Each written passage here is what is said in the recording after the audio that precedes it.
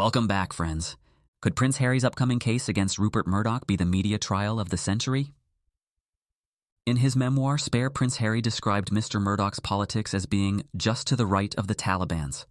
I didn't like the harm he did each and every day to truth his wanton desecration of objective facts, Harry wrote. Prince Harry's lawsuit against Rupert Murdoch's newspaper group, owners of The Sun and the now defunct News of the World, will officially begin at the High Court in London this week. Prince Harry, however, is not scheduled to make an appearance until the trial is fully underway next month. The Duke of Sussex is suing News Group newspapers over claims their journalists worked unlawfully with private investigators delving into his private life between 1996 and 2011. According to Harry, he sees himself as the last man standing in a struggle to get the newspapers to take legal responsibility for the crimes he and others have alleged. No, I know why people have settled. They've settled because they've had to settle. So therefore, one of the main reasons for seeing this through is accountability, because I'm the last person that can actually achieve that, and also closure for these 1,300 people and families. About 40 other claimants, many of them celebrities such as Hugh Grant and Sienna Miller, have already settled claims against Murdoch's group. Most were deterred from going to trial by the huge legal bills they could face, even if they did win. According to The Guardian, if they had previously rejected a financial offer from NGN to pursue their grievance, they could have been found liable for millions. After accepting a settlement last year, Hugh Grant said he did so after finding out he could be liable for £10 million in costs. Harry himself has also admitted that even if he wins the case, the money he will be awarded with be significantly less than if he had just settled. And of the 40 claims that originally joined with you in this action, it's down to now 2. There are some reports that suggest that even if you win in court, the amount that would be awarded to you would be less than what you could have gotten by settling. Oh, I mean, 100 times over. 100 times over? Even if or when we win, I'm still liable for the legal costs of both sides. Despite this, Prince Harry's desperate detractors try to paint him as a fool who is easily parted with his money. Harry has also been described as the only person rich enough and mad enough to see this through. After all, it's no secret that Harry hates the press for the role they played in his mother's death. The people that chased her into the tunnel were the same people that were taking photographs of her while she was still dying on the back seat of the car. And those people that caused the accident, instead of helping, were taking photographs of her dying on the back seat. And then those photographs made their way back to news desks. And for the past 8 years, Harry has had to watch his wife be subjected to the same abuse with an added element of xenophobia and racism. To say he's furious is an understatement.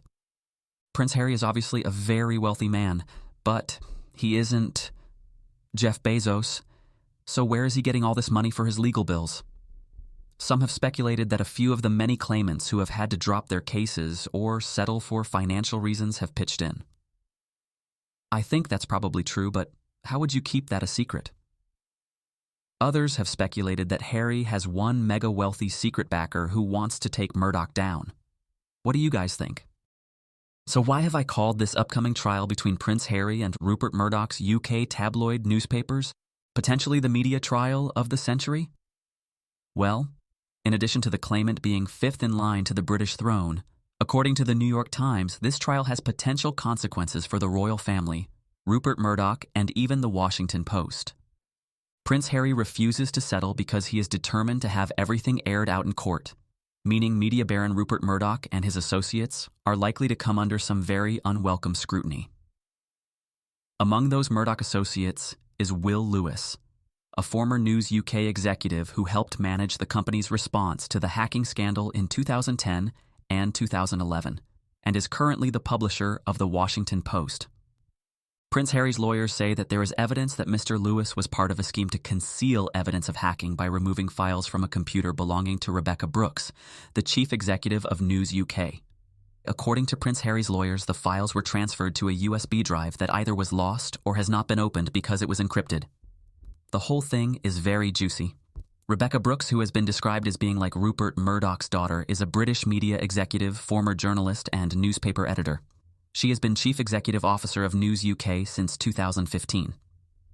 With so many well-connected and powerful people in both the British and American press at risk of reputational damage, it's no wonder Harry and Meghan get such bad press. As a result of Prince Harry's years-long legal action against the British tabloids that extends far beyond this trial, he and his wife Meghan Markle have been subjected to years of witness intimidation and retaliation. Right. They always say, oh, this is historical. Well, I've had to wait 5 years. 5 years for my claim. And in those 5 years, the retaliation and the intimidation for me as a witness has been quite extraordinary, especially with the attacks towards my wife and children. So many powerful people in the US and UK media are beholden to Rupert Murdoch, so it's no coincidence that Vanity Fair published such a nasty, over-the-top, nonsensical piece painting Meghan as a bully and Prince Harry as a hapless, weak idiot, the week before this major trial is set to begin. I think it's interesting that even though she didn't write the article, Katie Nicholl, a contributing editor and royal correspondent for Vanity Fair, was found to have used illegally obtained information for stories she had written about Prince Harry for years. It's certainly convenient that Meghan, a woman who spent over a decade in Hollywood, is suddenly the world's worst boss. And it's certainly convenient that Prince Harry, an Apache helicopter pilot who did 2 tours in Afghanistan, is suddenly weak.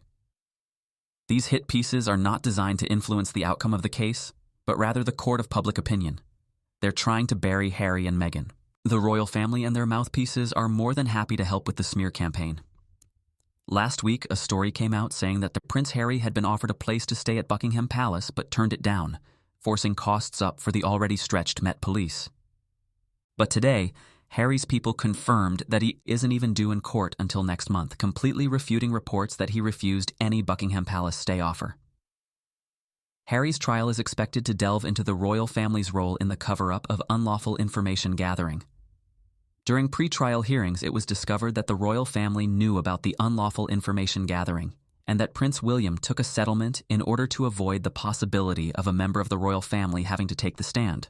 Also, the royal family didn't pursue it because they needed to stay on the good side of the tabloids or risk the kind of retaliation Harry and Meghan face. Also, Harry and his legal team were granted access to emails between the Sun newspaper and staff at the royal household, so I hope shit hits the fan for them.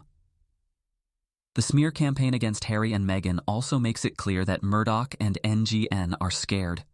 Harry has already prevailed in a hacking case involving the rival Mirror tabloid. He also did very well during his cross-examination for that trial, so chances are he will do well when cross-examined for this trial. Rupert Murdoch's NGN has paid more than 1,300 victims of unlawful information, gathering an estimated £1.5 billion to avoid court. That was until Prince Harry came along. Prince Harry's detractors think it's silly for him to pursue such an expensive case for crimes that occurred in the 1990s and 2010s. But a crime is still a crime even years after it happened.